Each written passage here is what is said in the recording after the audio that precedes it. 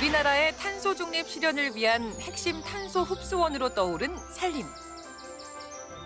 산림은 우리 국토의 60%가 넘는 면적을 차지하며 국민의 건강과 삶의 질 향상에 기여하고 있는데요. 하지만 산불과 병해충 등 계속되는 산림 재해로 산림 보존의 어려움도 공존하고 있습니다. 건강하고 안전한 산림 생태계를 구축하고 푸른 대한민국을 이루려면 어떻게 해야 할까요? 최병암 산림청장과 이야기 나눠봅니다. 네, 요즘 날씨 때문인지 자주 화재 소식이 전해지고 있습니다. 이게 겨울철이다 보니까 건조하고 그래서 불이 좀 쉽게 번지는 그런 경우가 있죠. 특히 겨울부터 봄까지는 산불 특급 경계 기간이라고 할 수 있습니다. 화재는 그야말로 모든 것을 앗아가는데 이 산불, 그 범위가 워낙 넓고 또 피해를 보는 사람도 워낙 많아서 각별히 주의를 기울여야 합니다. 네, 특히나 아시다시피 우리나라는 국토의 3분의 2 정도가 산림으로 이루어진 만큼 산림 관리에 더 신경을 써야겠죠. 우리 산림을 보호하기 위해서 어떤 노력을 기울이고 있는지 오늘은 최병암 산림청장과 함께 이야기 나눠보겠습니다. 청장님 어서 오세요. 네, 반갑습니다. 네, 반갑습니다. 자, 2022년이 시작이 됐습니다. 2022년 이야기를 하기 전에 먼저 2021년 동안 어떠십니까? 지난 한 해 산림청장으로 좀 만족할 만한 한 해를 보내셨습니까? 산림 정책의 네. 패러다임을 변화시킬 수 있는 그런 변화가 있었던 해였다 이렇게 말씀드릴 수 있는데요. 네네. 성과를 몇 가지 말씀드리면 네.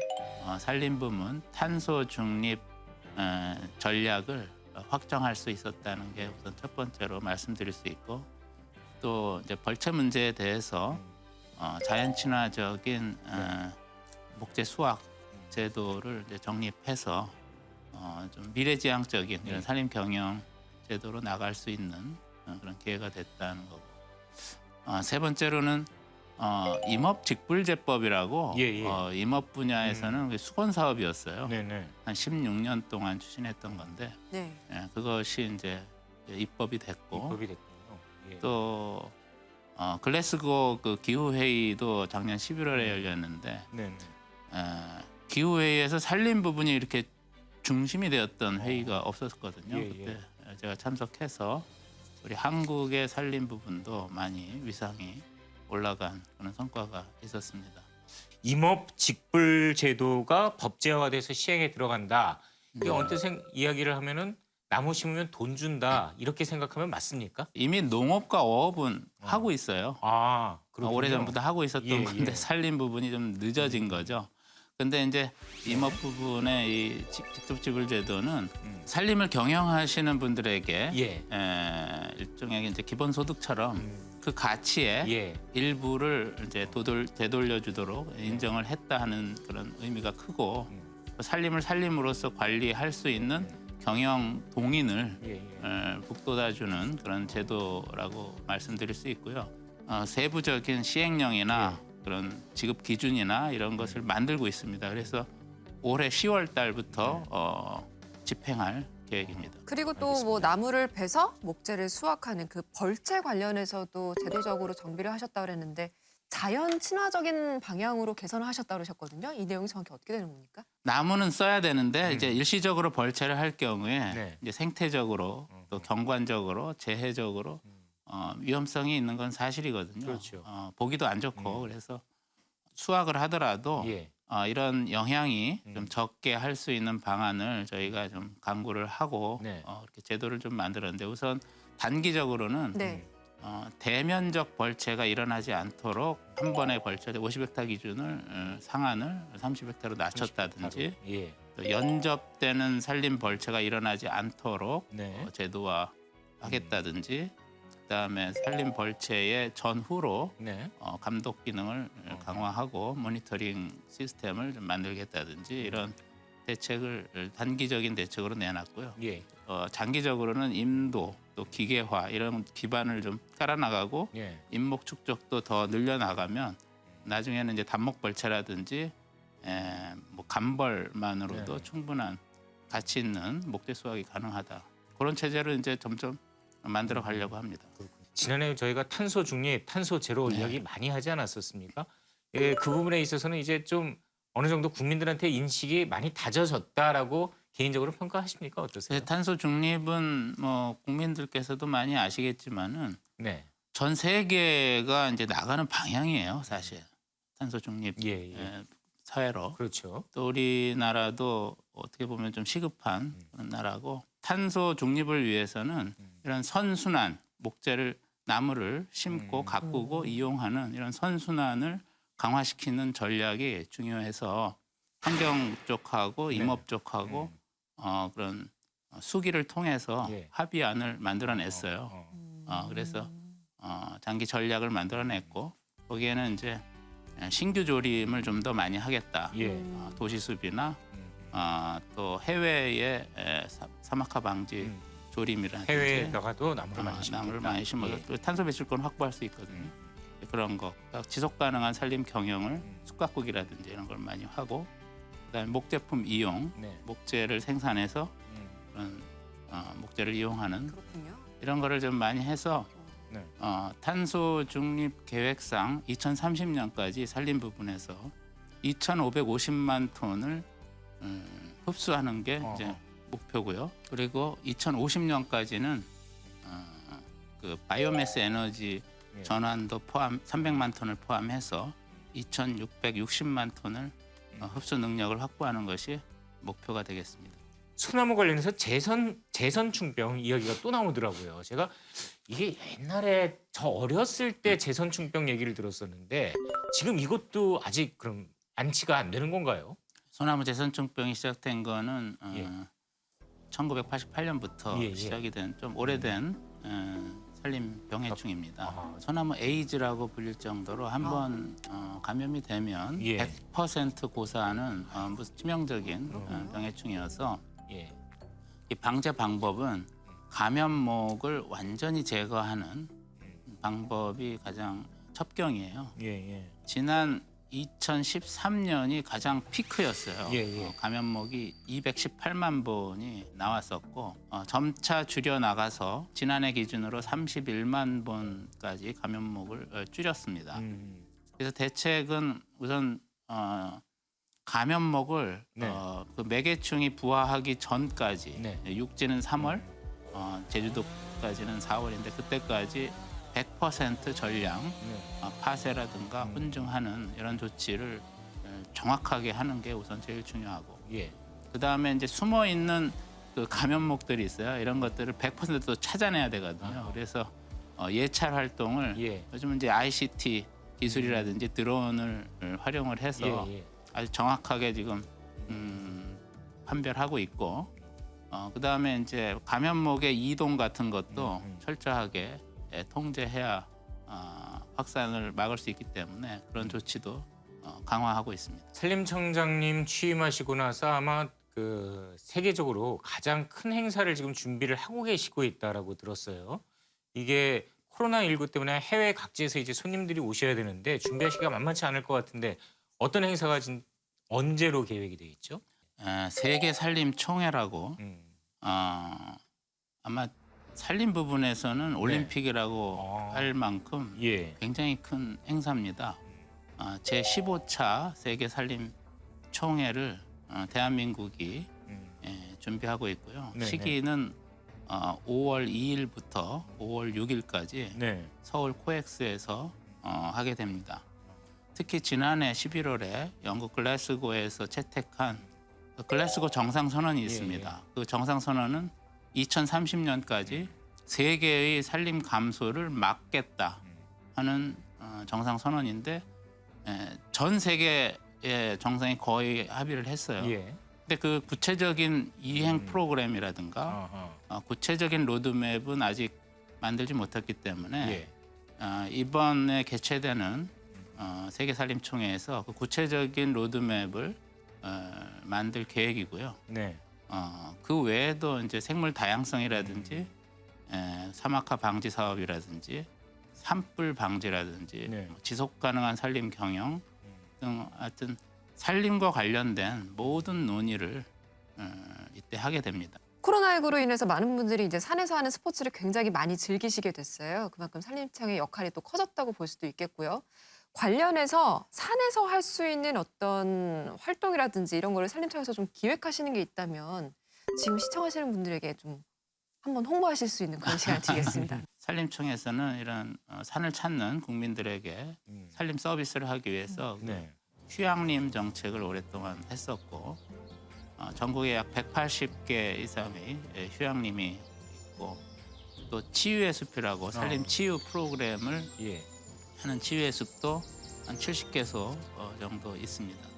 또 여러 가지 산림 교육이라든지 또 수목원 네. 같은 아름다운 곳도 많이 있고 전국에 약 800개소의 산림 복지 시설 네. 이런 서비스를 받을 수 있는 기관이 있는데 거기서 그런 산림 치유 프로그램을 제공을 하고 있는데 여러 가지 시설의 어떤 서비스의 다양화라든지 특성화, 그다음에 이제 문화적인 요소도 가미한 이런 좀 고급화 전략을 가지고 있고 특히 임업직불제도 했지만은 예. 산주와 임업인들도 이런 서비스를 하고 싶어 하시는 분들이 많아요. 그래서 그렇죠. 뭐 밤을 딴다든가 뭐 이런 네, 식으로 그런 체험 해서. 활동을 예. 제공하고 싶은 분들이 많기 때문에 그것을 좀 손쉽게 해드리기 위해서 숲경영 체험님 제도를 지금 그런 것도 있나요? 도입할 예정입니다. 뭐 산불 예방 기간이라든가 산불을 특히 조심해야 될 때가 지금 겨울부터 시작이 된 거죠. 네, 산불 조심 기간이 네. 2월 1일부터 5월 15일까지 법적으로 이렇게 돼 있어요. 예. 근데 올해는 1월부터 좀 심상치 않습니다. 아. 작년에 비해서 겨울 산불이 예. 한 3배 이상 지금 산불이 나고 있어요. 지금도 산불 상황이 오늘도 좀 있는데 네, 네. 물론 이제 대형 산불로 되지는 않습니다만은 지금 겨울부터 좀 심상치 않다. 예. 특히 선거가 있는 기간에 역대 보면은 예. 큰 산불이 좀 많이 났던 아. 역사가 좀 있습니다. 오늘 잘 모르겠지만 96년 고성 산불, 2000년 동해안 산불, 예. 또 최근에 2017년 삼척 산불, 2020년 경북 안동 산불 이렇게 선거가 있는 때에 좀 있는데 아무래도 지방의 행정력이 선거 때문에 분산될 수 있어서 예.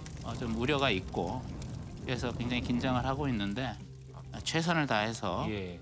봄철 산불을 좀 막고 있습니다. 요즘 같은 시기에 산행을 할 때 좀 이거는 좀 지켜달라고 꼭 당부하시고 싶은 말씀이 있으시다면요? 산불이 아예 나지 않도록 예방하는 게 사실 우선입니다. 네. 근데 산불 원인을 보면 네.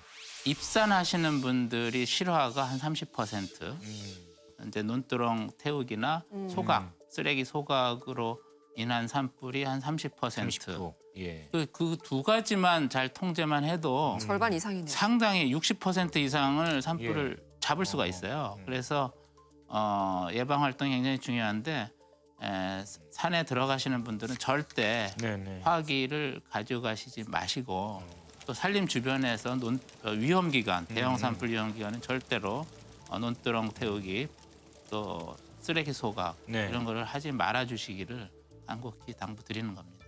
올 한 해 산림청에서 꼭 이뤄야 하는 목표 어떤 게 있습니까? 중요한 정치 일정이 있는데 산불이 많이 나서 국민에게 걱정을 끼쳐드리지 않도록 산불 예. 방지에 우선 최선을 다하고요.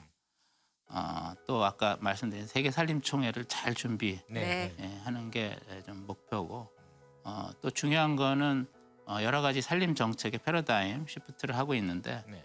지속 가능한 선순환 산림 경영 제도를 안착하기 위해서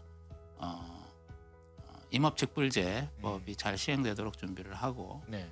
또 그동안 산림자원법이라고 있는데 그것을 경영 중심의 산림경영법으로 전환을 하고 네. 또 탄소법도 개정을 해서 산림 경영에 있어서 탄소 수익도 얻을 수 있는 이런 제도를 마련하는 이런 여러 가지 제도적 장치를 전반기까지 최선을 다해서 할 계획입니다. 산불은 한순간이지만 손실된 산림을 복구하는데 뭐 너무 자주 듣는다라고 하셔도 할 수 없습니다. 한평생 걸립니다. 그런 만큼 산림 보호를 위해서 모두가 함께 조심하고 노력해야 할 것 같습니다. 네, 청장님의 말씀은 오늘 여기까지 듣도록 하겠습니다. 말씀 잘 들었습니다. 감사합니다.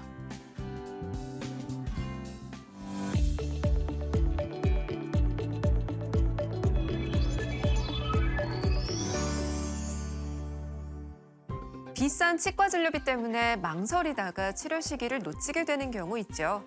오늘은요, 비싼 치과 치료를 국민건강보험 혜택으로 부담 없이 누릴 수 있는 방법 자세하게 전해드립니다. 먼저 만 18세 이하라면요, 대표적인 충치 예방치료법인 치아 홈메오기 치료를 저렴하게 받을 수가 있습니다. 충치가 없는 어금니 위아래에 총 8개 치아에 적용이 되고요. 치료비의 10%만 부담하시면 되는데요. 첫 치료 후에 2년만 지나면 다시 건강보험에 적용돼서 재치료가 가능합니다. 임산부인 경우 임신 기간 동안 치과 진료보험이 적용돼서 병원에서는 진료비의 20%를, 의원에서는 10%의 비용만 부담하시면 되는데요. 이 보험 혜택을 받기 위해서는 산모 수첩이나 임신 확인서 등 임신 관련 증빙 서류를 지참하셔야 합니다. 만 65세 이상이라면 임플란트 또는 틀니 제작 시에 보험 적용 혜택을 받아서 치료비의 30% 비용으로 치료를 받을 수가 있습니다. 임플란트는 평생 2개까지만 적용이 되는데요. 단, 치아가 하나도 없는 경우라면 임플란트 보험 적용에서 제외가 된다는 점 참고하시기 바랍니다. 그리고 틀니 제작은 7년에 한 번씩 적용이 되고요. 만약에 구강 상태나 부득이한 사유로 다시 제작을 해야 하는 경우 7년 이내라도 한 번이 추가로 적용이 가능합니다. 그리고 성인이라면 모두가 받을 수 있는 1년에 딱 한 번 스케일링 보험 적용 혜택 꼭 이번에도 놓치지 말고 받아보시기 바랍니다. 지금까지 생활플러스였습니다.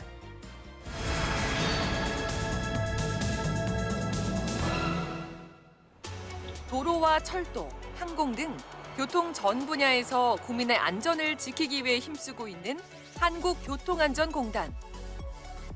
최근 자율주행차와 드론 등 새로운 교통수단이 계속 등장하면서 교통 안전의 중요성은 더욱 커지고 있지만 여전히 우리나라 교통안전 수준은 하위권에 머물러 있는데요. 성숙한 교통안전 문화가 정착돼 우리나라가 교통안전 강국으로 도약하려면 어떻게 해야 할지 권용복 한국교통안전공단 이사장과 이야기 나눠봅니다.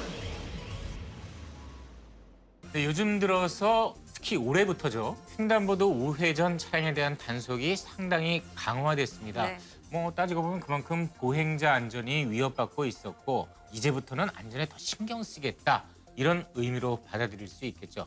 이 OECD 회원국 가운데 보행자 교통사고 사망자 수가 우리나라가 최하위를 면치 못하고 있다고 합니다. 그렇습니다.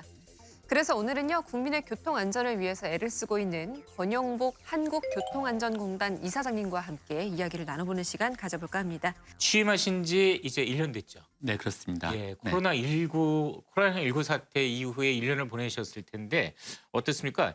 그 상황 와중에 이제 한국교통안전공단이 창립 40주년도 맞았고 네. 뭐 남다른 의미가 있지만 또 코로나까지 겹쳐서 그렇게 크게 또 축하하기도 어렵고 뭐 이런저런 사정이 겹쳤었을 것 같은데 지난 한 해 이렇게 돌이켜 보시면 그간 성과 이거 참 잘했다 싶으신 것들 어떤 게 있을까요? 네, 말씀하신 대로 코로나19로 네. 이제 언택트 문화가 확산돼서 공단도 사업이나 운영 방식도 많이 바꿔봐야 되겠다. 이제 그런 생각하고 예. 말씀하신 대로 작년에 제가 2월 달에 왔는데 네네. 오자마자 마침 공단 창립 40주년이 돼서 새로운 비전이나 어떤 미션이나 전략 가치에 대해서 네. 노력을 많이 했고요. 안전공단이 교통 안전을 담당하고 있는데 네. 작년도에 정부 전체적인 목표가 전년 대비 마이너스 20이었습니다. 보통 통상적으로 볼 때는 교통사고 사망자 수를 보통 7, 8% 줄이는 게 목표인데 예. 마이너스 20이면은 어, 엄청난 굉장한 목표였지 수치네요. 않습니까? 예, 그렇죠. 그런 목표를 달성하기 위해서 뭐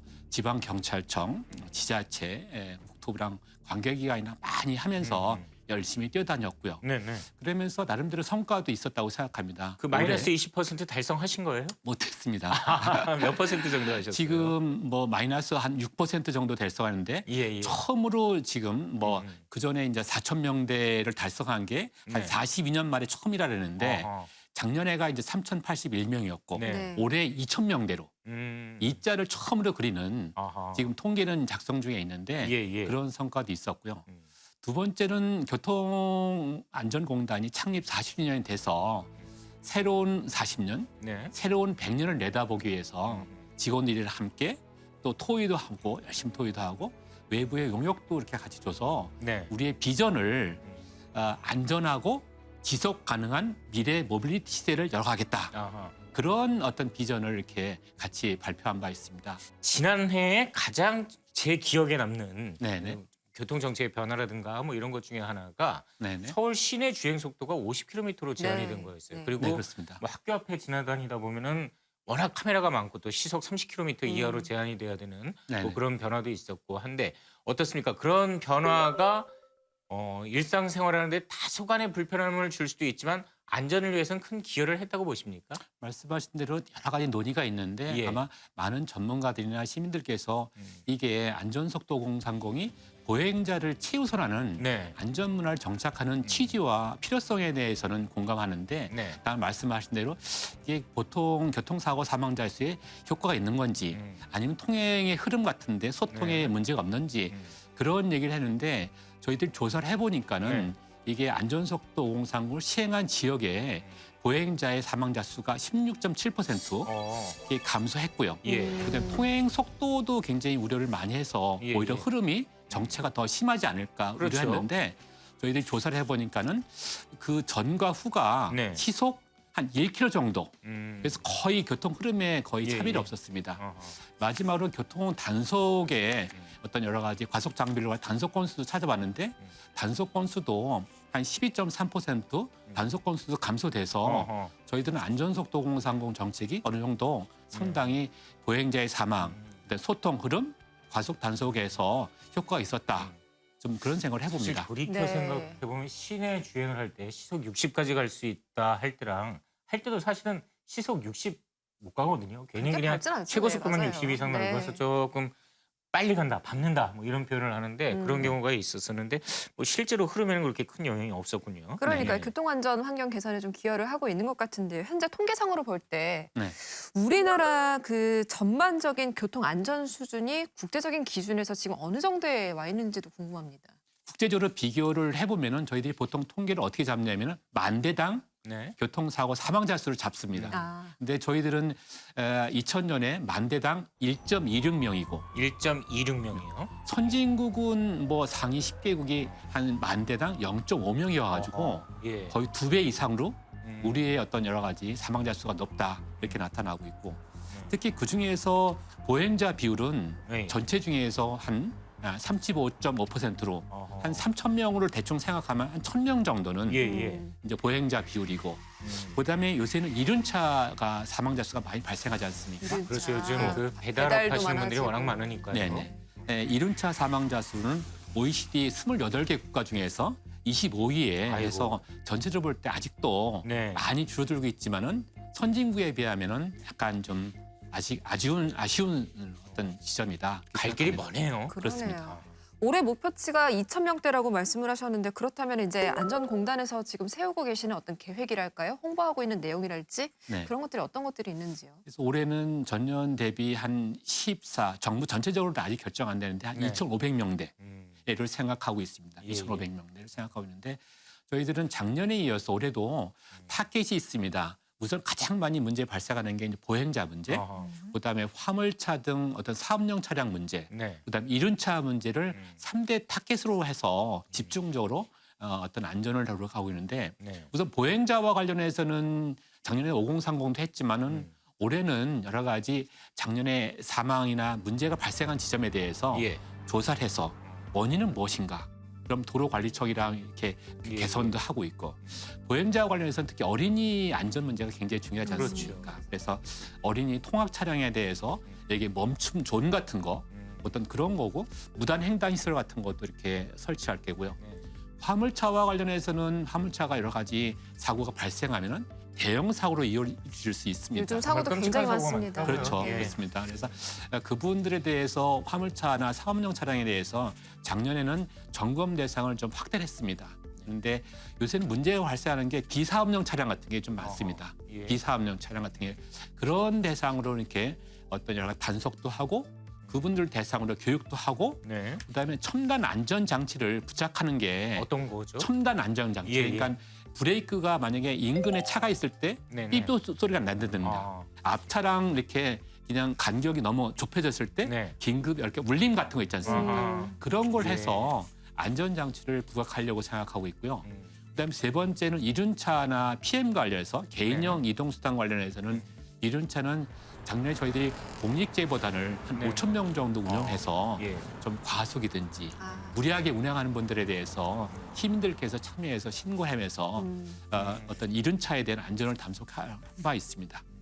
차량의 튜닝과 관련해서도 공단에서 이 업무를 소관을 하고 계시는 건가요? 아시다시피 뭐 요새 차박이나 그렇습니다. 뭐 차라는 그렇죠. 게 단순히 예. 그냥 이동 수단이 아니지 않습니까? 거기서 거기서 이제 주거도 머물기도 하시고 하고 네. 맞아요. 즐기기도 하시고 네. 또 요리도 하시기 때문에 네. 그런 튜닝의 수요가 굉장히 많고 음. 사업 규모도 작년 같은 데는 한 사업 규모가 한 4조 8천억 정도 전체적인 규모가 늘어나고 시장 있습니다. 규모가 상당히 크네요. 늘었습니다. 예. 그래서 근데 저희 쪽에서는 아마 튜닝을 여러 가지 하는데 그 안전 문제 같은 네. 거 예컨대 튜닝카 안에서의 전기차의 화재 문제. 네. 그래서 전기차가 화재가 일어나지 않도록 네. 거기에 어떤 여러 가지 전기차 화재 방지 시설 같은 거.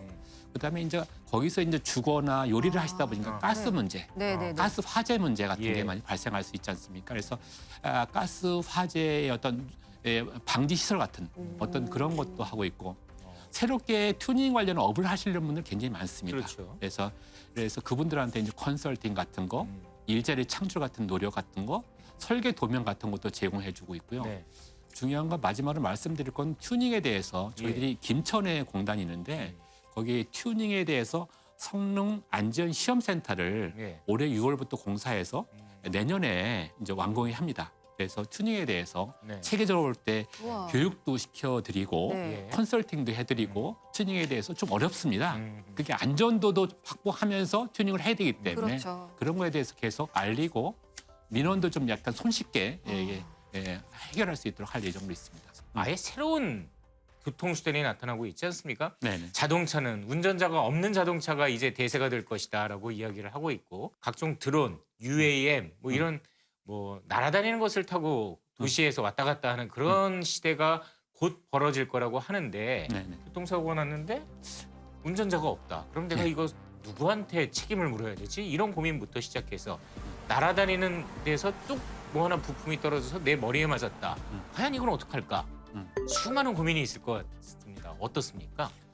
아무래도 지금 뭐 각국이 네. 각 나라나 모든 업계나 각 기업들이 지금 말씀하신 자율차, 네. 드론이나 드론 택시에 대해서 음, 어떤 헤게모니나 주도권을 쥐기 위해서 굉장히 노력을 많이 하고 있고 그렇죠. 공단도 자율차나 드론이나 드론 택시 같은 어떤 그런 거에 대해서 어떻게 대응을 하냐에 따라서 공단이 아까 말대로 작년이 창립 40주년 됐는데 예. 미래의 어떤 40년, 미래의 50년을 결정짓는다 해서 네. 그것 쪽에 노력을 많이 하고 있습니다.